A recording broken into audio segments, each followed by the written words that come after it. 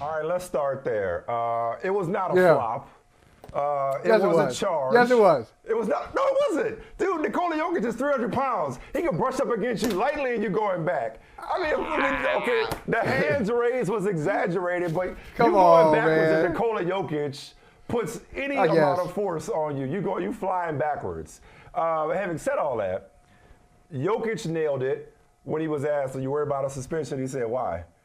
And both he and Matt Malone did the right thing by constantly referring to Phoenix Suns governor Matt Ishbia as the fan. Because that's what you are, bro. That's what you are. are. With money. You're a fan with money. And you can get these hands just like anybody else when you decide to crowd the space of an NBA player trying to do his job. Okay? He lucky that's all that happened. But he was all up in Jokic's space. And Jokic's like, yo, back up off me, bro. You shouldn't have been touching the ball. You shouldn't have been stopping him from getting the ball to try to inbound it and get up court. And you shouldn't have been all up on him. So he deserved to get pushed. Thankfully, Ishbia was like, nah, man, no suspension here. I don't know where the idea of a suspension came from. Hell, I don't even know why he got a technical foul. Why do you? Right. I mean, that should not have been a technical. It's like, hey, everybody back up, everybody cool off, keep it pushing. He didn't go in the stands. He's trying to do his job, and he's getting crowded. Okay? He's holding the ball. That's a flop. Look at this. You holding the ball, you want to be part of the game, you get an elbow. Okay? Hey, listen. No tech, no suspension, no harm, no foul. You a fan with money. You happen to have money, but you a fan nonetheless. Stay in your place. I will be disappointed if the NBA does anything further with Nikola Jokic. Fined. And there's Shouldn't even nothing. be fined. And listen, Ishbia, stay off Twitter. Take LeBron James's advice. I know we'll talk about it. Take LeBron's advice. Stay off social media. Just be like, stay in your lane. Sit there. Be quiet. Hey, you just sit there. Talk to me nicely. Ask me nicely. You just sit down, man. Look, this is what I really want. This is larger than a player going at the fan. This really, you know what? This is a 1% issue, Mike. This is a 0.5% issue. This is where veteran owners, not only in the NBA, but in the NFL, Major League Baseball, NHL, should tell him how to handle business as a new guy. You just got here yesterday. You stumbled into some money. Now your team's in the playoffs. You're excited about it. You can sit anywhere in the arena you want. You can enter the arena any time, any place you want. The players know your name. You think they're friends with you. Just sign the checks. They don't really like you. You sign the checks. So he's living his best life right now. And these owners who have been in the game a little longer than he has, much longer than he has, should tell him about decorum, should tell him what you should do in those situations. You're not there to be a part of the game. And Devin Booker, I understand the joke. It's a good line. He got us a point. Sure. But don't endorse that. But not just that. As you were told, at that point, as you were made a bigger difference. Yeah, go ahead. At one point, either your parents said it about you or to you, maybe to your brother, when your brother was acting up, or you were acting up. Don't encourage him. Don't encourage that. Don't do that. So Devin, don't encourage this type of behavior. He's already benefited from that 1% privilege by not getting ejected from the building like the other guy did. All right? So there's that. But the idea of a suspension is so ridiculous. The technical was bad in and of itself. It is absurd that a discussion, there is even a discussion or speculation about a suspension. Speaking of absurd, this series is now 2-2. It is basically 2-on-2. It is NBA Jam, and these last two games, mainly Devin Booker, but both Booker and Durant have been on fire. Enough, if not more so, than Mr. 53-point, 11 assists Nikola Jokic and his sidekick, Jamal Murray, last night. The main thing is Landry Shamet, because so much for, the Suns don't have any depth, as if the Nuggets are loaded. But how about 40 bench points from the Suns last night? Outscored the Nuggets bench the previous game in Game 3, but this is what I want to get to about Mr. Devin Booker, all right? And Kevin Durant. Michael, check this out. This will blow your mind. Booker and Durant produced 158 points over the last 2 games, which ranks as the second most by any duo during a 2-game postseason stretch, behind Michael Jordan and Orlando Woolridge. Could have been Michael Jordan and anybody. Michael Jordan and Orlando Woolridge in 1986. Yeah. Now, here's the Booker part. That's he went 20 and 25. Yeah, a little bit. It was a back-to-back. I think it was 49 and 63 for Jordan in back-to-back games. Yeah, right. Nice. Yeah, so, I mean, After lighting up the Nuggets with a 20 or 25 shooting performance in Game 3, Booker followed with 36 on 14 for 18 shooting, in addition to 12 assists, postseason career high. Over the last 2 games, Michael, Devin Booker has scored 83 points on 79% shooting. Over the last 55 seasons, he is the only player to score 80 points or more on 75% shooting or better over a 2-game stretch. Michael is 331 points over the first 9 games, most through a player's first 9 games in a single postseason since Jordan put up 361 through the first 9 games of the 1990 playoffs. This is Jordan-esque stuff that we're witnessing from Devin Booker right now. He is entering into that elite stratosphere if he weren't there already. Yeah, and I guess, when I said to you earlier today, you were like, don't say anything. We were just talking. We were just having a conversation this morning. Yeah. And I said to Michael Smith, I said, hey, I'm surprised that this series is 2-2. You said, really? Don't say anything else. I'm going to tell you why I'm surprised it was 2-2. Why are you surprised? When Chris Paul went out, I know it's shocking, Chris Paul out with an injury. Who could have predicted that? That Chris Paul would get hurt? Why is that necessary? You know what's predictable? I don't know. Pot shots from you. You hit, Michael, I'm going to say something real quick and I'm going to give it back to you. You hit below the belt more often than Chris Paul. Nice. You were saying. Nice, I like that. Anyway, Chris Paul, when he was grabbing his hamstring and out for games 3, 4, that's a fact. That's not a foul shot. That's not a foul shot. That ain't a low blow. Anyway, Chris Paul out games 3, 4, 5. I said, that's it. They were already down zip 2. Laughing at this man's misfortune. I'm not. They're already down zip 2. I'm one of those people, hey, sign me up for that narrative. I'm one of the co-writers of they don't have much bench depth. Outside of KD and Booker, not much happening. I was caught up in the DeAndre Ayton looking at the ball. It was that in Game 1, just looking at the ball as it's bouncing around. He's just standing there, an innocent bystander. So I said, no, Phoenix doesn't have enough. This series is going to be over in 4 or 5 games. So I'm surprised that it's gotten to this point, but based on what you just said, why am I surprised? I've kind of underrated the duo. What a duo to have. This is not like just a couple of all-stars hanging around with each other.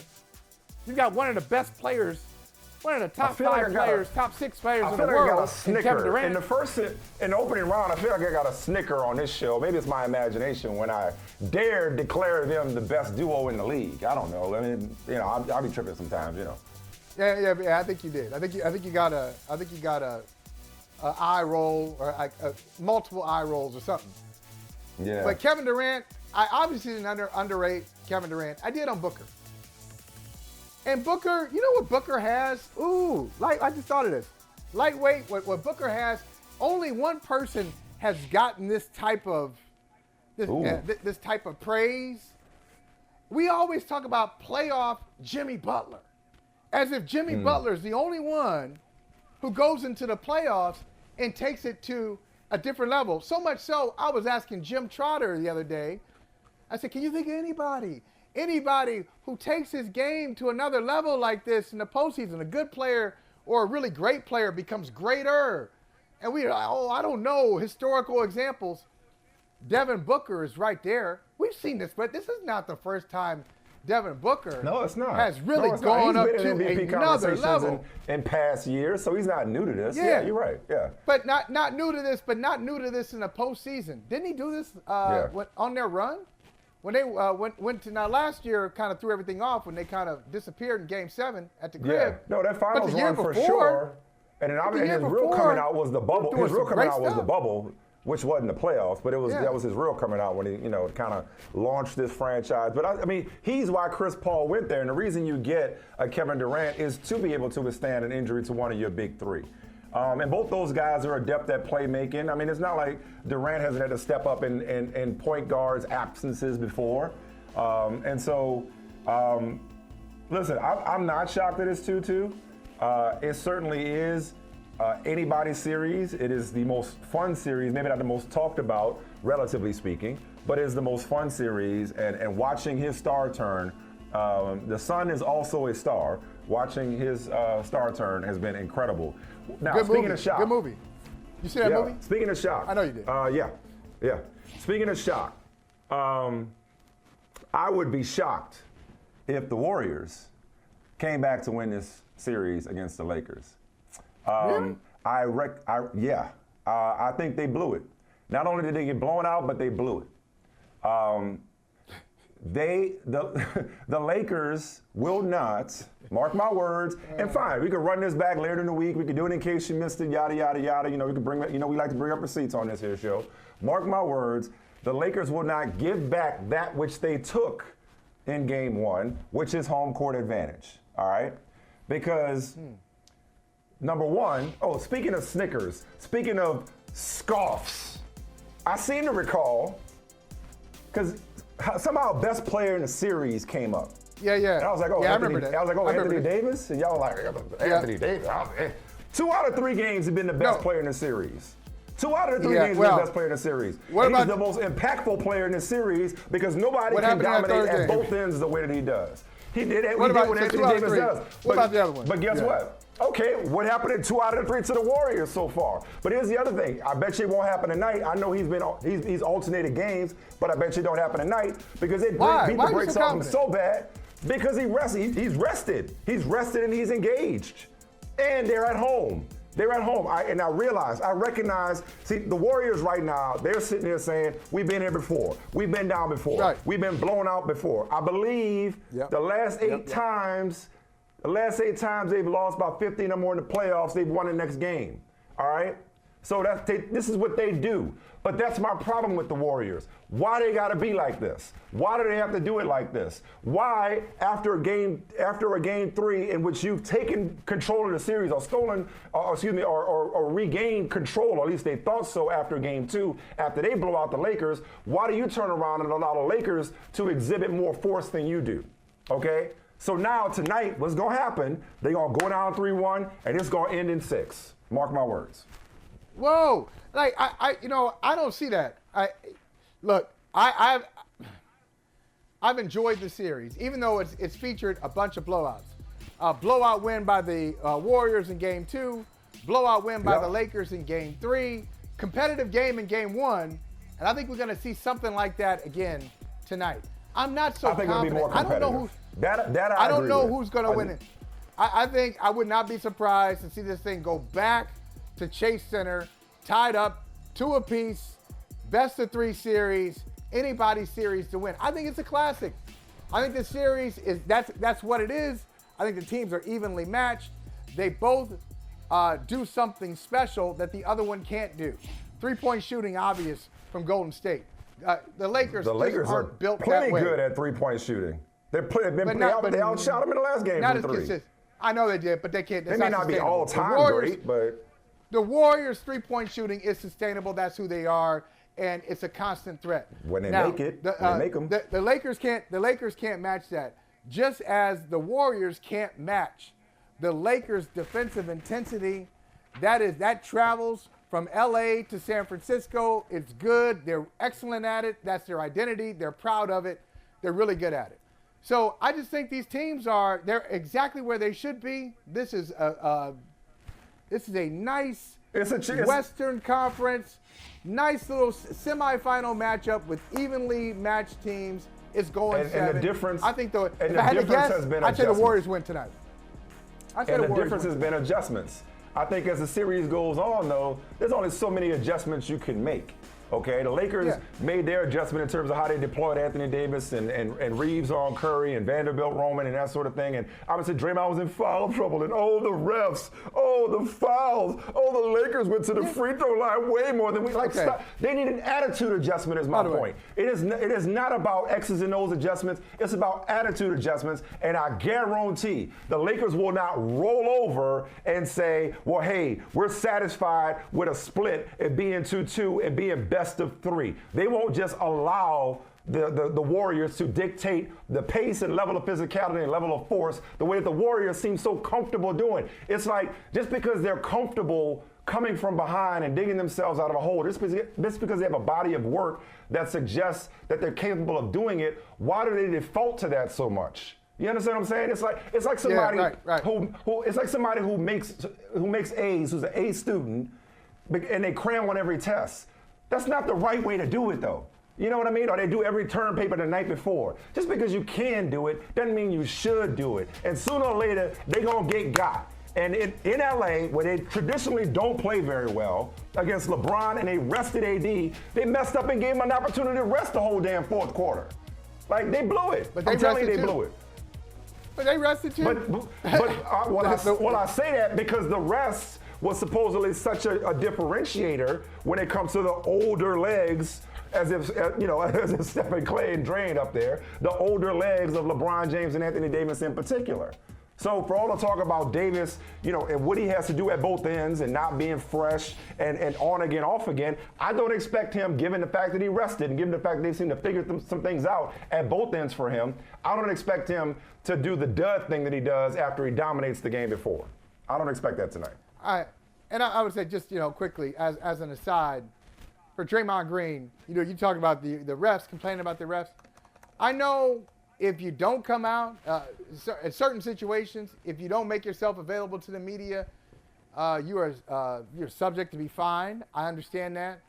But did you see Draymond on Saturday night? Man, if you go show up doing that little, yeah, no, well, the game stopped. These little short, terse answers. You're going to have an adult temper tantrum at the podium. We don't need you there. We don't need you there. Don't show up, man. And he's a guy. We know the Draymond Green podcast. We know he likes to talk. I'm about to say he dropped that podcast quick though. Yeah, he complains about other people who will be there in the good times when things go poorly. They disappear. He kind of straddled that line where it's almost as if he did it to say, well, hey, I showed up. Yeah, you showed up. But you also showed your ass, too. You showed up. He was there so he didn't get fined. Hey, before we go to break, I do want to give a shout-out real quick. Maybe we'll come back to this later. We might not have time. I thought LeBron hit it on the head, and I could be dead wrong tonight. The Warriors could show up and beat the Warriors, and even this series, they may go on to win the series, and it's another notch in their belt and feather in their cap and jewel in their crown. But LeBron was right when he said, I can't lose. Bronny James going to USC, in LA with his dad. He'll be in the league with his dad soon. Staying in the same city. First person in their family to go to college. And maybe it's got a lot to do with the fact that I just sent my oldest daughter, she went to her junior prom on Saturday night. My son just turned 15, okay? So they getting older and older, and it's like the amount of pride that I know you feel and I feel and we feel as fathers in everything our children do, whether it's dance, basketball, academics, taekwondo, whatever it is. It's like, I can only imagine the amount of pride that he feels. And to me, man, like, the best thing about LeBron at this point is Dad LeBron. Like, I absolutely love Dad LeBron. Yes. And I love this relationship. I love this dynamic. And for him to be able to add that to his list of achievements, obviously it's Bronny's work and it's Bronny's career and it's Bronny's life, but for LeBron to be able to say, yo, my son just is going to college. Like, that's real stuff right there. That's real stuff. I felt that in here this weekend. Oh, me too. That's why I said I could listen to it all day. I just love hearing him, because I watched the whole press conference on Saturday. And the way he responded, I mean, he was just kind of chill, answering their questions. People tried to get him some questions, talk about, hey, what does it mean for this fan base to win this game? They wanted him to have like some deep answer. He didn't. He cliched him on that one. But when he was asked a question about Bronny in college, he really perked up, and it got serious for him. First of all, congratulations to my son. You know what I mean? Yeah. He really was into it. But just the timeline of, hey, his mother didn't go to college. She stepped on campus, but she had to take care of him, and it was hard for her at that age to keep up with a young child. And then, hey, I didn't go to college, and my wife didn't go to college, so he's the first one in our family to go. Right. And not that you got to go to college to be successful. Just want to make sure. Clearly. Clearly. Just want to. Right. Well, obviously him. Well, but I mean in general. Just in general, college might not be for everybody. Yeah. It's not, and it clearly is not for everybody. I think people need to hear. I say this to students all the time. You know, most of the country did not. Most of the people, the majority of the country did not go to college. It's not like 60% of the country went to college. Right. That's not the case. But my favorite part, Mike, is he said, number one, USC is going to be surprised about what a great kid he is. Isn't that something we'd say? Oh, what a good. They're getting a great kid. I told my daughter's high school. I said my daughter will be an asset to your school community. I tell people about this all the time when it comes to parenting. All the shit we do is so trivial by comparison. It is so, when you get kids, you care so much less about what you're doing and what you're achieving, and it's really about setting them up to succeed and getting them to adulthood with as few scars, emotionally and physically as possible. I can't relate to LeBron James on much of anything other than being a black father. And it's like, I love that part about him. I love that part of his story. Congrats, Bronny. USC. Number 9 prospect, by the way. Ain't like he a scrub. Hey, thank you for watching Brother from Another. If you haven't hit that subscribe button, go ahead and do that now. Don't forget, you can catch us 3 to 4 weekdays on PeacockTV.com and on Sirius XM Channel 85.